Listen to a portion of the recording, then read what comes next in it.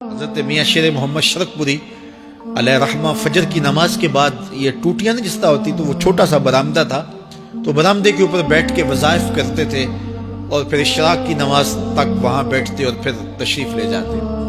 گرمی کی شدت تھی تو حضرت فرائض کی ادائیگی کے بعد وہاں چلے گئے تو نمازیوں نے آپس سے مشورہ کیا کہ یار حضرت کو عرض کریں کہ بارش کے لیے دعا کی جائے. تو حضرت جا کے وہاں اپنے وظائف میں لگ گئے تو انہوں نے کہا چلو ہم مسجد کے سین میں کھڑے ہو جاتے, حضرت توجہ کریں گے تو عرض کریں گے. تو جتنے نمازی تھے وہ سارے صحن میں کھڑے ہو گئے اور برآمدے کے اوپر میاں صاحب وظائف میں لگے. جب آپ کی نظر پڑتی نا لوگوں کی جانب تو جتنے بھی نمازی تھے سارے ہاتھوں سے اشارے کر کے کہتے یعنی دعا کرو. زبان سے نہ بولتے, ہاتھوں کو ایسے ہلاتے اور یہ کہتے کہ ادھر آسمان کی طرف اشارہ کر کے کہتے دعا کرو. میاں صاحب پھر وظائف میں لگ جاتے. پھر جب میاں صاحب کی آنکھ اٹھتی نا تو یہ سارے ہاتھ اٹھاتے اور آسمان کی طرف ہاتھ اٹھا کہتے. میاں صاحب پھر وظائف میں لگ جاتے. جب 2-3 مرتبہ ایسا ہوا نا تو میاں صاحب کی ہنسی نکل گئی اور ایسے آسمان کی طرف دیکھ کے کہا چل ہن پا دے.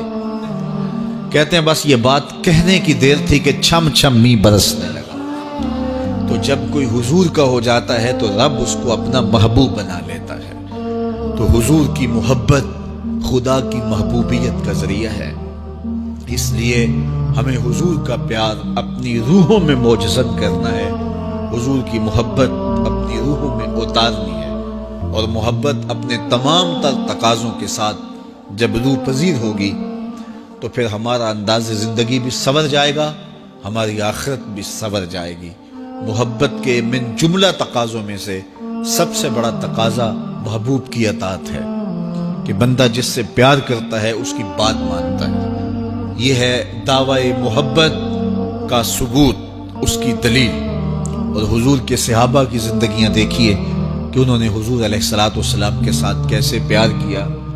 حضور کی محبت میں اپنی عادتوں کو بدل دیا. حالانکہ عادتیں نہیں بدلی جاتی. 2 سکے بھائی ہوں, رشتہ کتنا گوڑا ہے اور ایک گھر میں پرورش پائی ہے, ایک گود میں پلے ہیں, ایک باپ کے گہوارہ تربیت میں رہے ہیں, لیکن طبائع میں اختلاف یہ ایک فطری بات ہوتی ہے. ہمارے پاس لوگ آتے ہیں 2 سکے بھائی ہوتے ہیں, ایک کی طبیعت ادھر کو جا رہی ہوتی ہے, دوسرے کا مزاج ادھر کو جا رہا ہوتا ہے. ایک سخت نرم مزاج ہوتا ہے اور دوسرے کی آنکھوں سے انگارے پھوٹ رہے ہوتے ہیں. ایک معاف کر دینے والا ہوتا ہے, ایک سخت غصیلا ہوتا ہے. ایک کی طبیعت کے اندر تلخی کی چنگاریاں ہوتی ہیں اور ایک کی طبیعت کے اندر نرمی کے پھول ہوتے ہیں. آپ نے بھی دیکھا ہوگا. تو یہ ایسا ہوتا ہے. اب اسی طرح کھانے پینے کی چیزوں میں طبائع کا اختلاف یہ فطری بات ہے. ایک کو ایک چیز پسند ہوتی ہے, دوسرے کو وہ چیز پسند نہیں ہوتی ہے. بعض اوقات ماں کو مسئلہ ہوتا ہے کہ یہ چیز اگر میں تیار کرتی ہوں تو میرا دوسرا بیٹا نہیں کھاتا, تو اس کے لیے بعد سے الگ سے کوئی چیز تیار کرنی پڑتی ہے کہ اس کی ڈیمانڈ یہ ہے اور میرے اس بیٹے کی ڈیمانڈ یہ ہے. مائیں مزاج سمجھتی ہیں. ایک آغوش میں پرورش پانے کے باوجود خون ایک ہے, گہوارہ تربیت ایک ہے, دودھ ایک ہے, لیکن طبیعتوں کے اندر اختلاف پایا جا رہا ہے. لیکن صحابہ کی زندگیاں دیکھیے, انہوں نے اپنی طبیعتیں بھی حضور کی طبیعت کے سانچے میں ڈال دی. حضرت انس بن مالک کو کسی نے دیکھا کہ وہ شوربے سے کدو کے ٹکڑے نکال کے کھا رہے ہیں, تو کہا یہ کیا کر رہے ہو؟ کہا میں نے ایک دن حضور کو یوں کرتے ہوئے دیکھا تھا. تو طبائع کا اختلاف یہ ایک فطری اختلاف ہوتا ہے, لیکن صحابہ نے اس کو بھی چھوڑا اور حضور کی محبت کے سانچے میں ڈال دیا. پھر اس چیز کا انتظار نہیں کیا کہ حضور کا فرمان کیا ہے, حضور کی چاہت پہ اپنے مزاج کو بدلا. اللہ اکبر. حضور علیہ الصلوۃ والسلام مدینہ المنورہ کی گلی سے گزر رہے تھے. ایک گنبد نما مکان بن رہا تھا اور ایسے مکان حضور کو پسند نہیں تھے. تو آقا کریم علیہ السلام نے پوچھا یہ مکان کس کا ہے؟ کہا فلاں انصاری کا ہے. حضور گزر گئے, چہرے پہ تھوڑے سے ناگواری آثار حویدہ ہوئے. کسی نے اس صحابی کو بتا دیا کہ حضور گزرے تھے, تیرے مکان کو دیکھا, شاید پسند نہیں آیا. 2-4 دن کے بعد حضور دوبارہ گزرے, دیکھا کہ وہاں ملبے کا ڈھیر پڑا ہوا تھا. فرمایا صحابی کو بلاؤ. بلایا گیا. کہا میں پرسوں ترسوں گزرا تھا, تیرا مکان دیکھا تھا, یہ کیا ہوا؟ عرض کی میں نے گرا دیا ہے. فرمایا کیوں؟ عرض کی سنا تھا آپ کو پسند نہیں, سنا تھا آپ کو پسند نہیں. میں اور آپ دیکھیں ہمارا کیا کیا حضور کو پسند, سر سے لے کر پاؤں تک, نجی زندگی سے لے کے سیاسی زندگی تک, اپنے امور ذات سے لے کر کے اپنی معاشرتی زندگی تک, ہمارا کیا کیا حضور کو پسند نہیں, اور ہر وہ چیز بدل دیں جو حضور کو پسند نہیں. محمد دی زیارت محمد دے رنگ وچ, اے ٹھگ بازیاں جانے پیارا محمد صلی اللہ علیہ وسلم.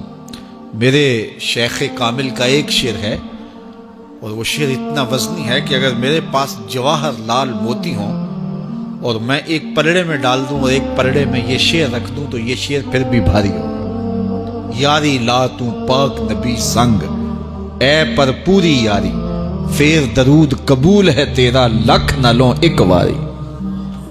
1.25 لاکھ مرتبہ درود پڑھنا ایک طرف, اور ایک دفعہ حضور کی ذات پہ درود پڑھنا, ان کی محبت کے سانچے میں یوں ڈھل کر کے جو وہ کہتے ہیں وہ میری زندگی کا عمل ہے. یہ اس سے وزنی ہے, یہ اس سے بھاری ہے. تو حضور کی محبت. حضور کے ایک صحابی تھے, وہ حضور کو ملنے آئے, اور آئے تھے بحرین سے. اچھا, انہوں نے حضور کو سلام کیا تو حضور نے رخ پھیر لیا, ناراضگی کا اظہار کیا. تو وہ سمجھے کہ شاید حضور نے ایسے ہی رخ پھیرا, تو جدھر حضور نے رخ پھیرا وہ ادھر جا کے سلام کرتے ہیں. تو حضور نے پھر رخ پھیر لیا. سمجھ گئے کہ حضور ناراض ہیں. اب انہیں سمجھ یہ نہیں آ رہی تھی کہ ناراضگی کا سبب کیا ہے. وہ اصحاب رسول سے پوچھنے لگے کہ حضور مجھ سے ناراض لگتے ہیں, آپ میں سے کوئی بتا سکتا ہے کہ حضور کیوں ناراض ہیں؟ اللہ اکبر. آج تو کوئی بڑا باپ ہو, مرشد ہو, استاد ہو, ناراض ہو جائے اور شاگرد کو ناراضگی کی وجہ معلوم نہ ہو تو وہ الٹا ناراض آگے سے ہو جاتا ہے کہ میں نے جرم کیوں کیا ہے کہ استاد کا مزاج بگڑ گیا ہے. اللہ اکبر. لیکن ذرا دیکھیے, رنگ دیکھیے محبت کے. وہ صحابہ سے پوچھتا پھرتا ہے کہ حضور مجھ سے ناراض ہیں, مجھے بتائیے کہ کیا سبب ہوا. تو انہوں نے کہا کہ یہ تیرے ہاتھ میں جو سونے کی انگوٹھی ہے اس سے حضور ناراض ہیں, کیونکہ حضور اس کو منع کر چکے ہیں. امت کے لیے سونا چاندی حضور نے امت کے مردوں کے لیے منع فرما دیا. صرف 4.5 ماشے سے کچھ کم کی انگوٹھی چاندی کی, اور وہ بھی عدد میں 1 ہو, شریعت نے جائز رکھی ہے. اگر 2 ماشے کی 2 ہوں گی تو پھر بھی جائز نہیں. عورت کو جائز ہے 10 انگوٹھیاں پہنے, سونے کی پہنے, چاندی کی پہنے, یہ اس کا زیور ہے. مرد کو زیور کی ضرورت نہیں ہے, زینت کی ضرورت نہیں ہے. لہذا مرد کے لیے 1 انگوٹھی رکھی گئی ہے, وہ بھی اس لیے کہ اگر وہ کہیں مشکل میں ہو تو اس کو بیچ کر کے 2 وقت کا کھانا لے سکے.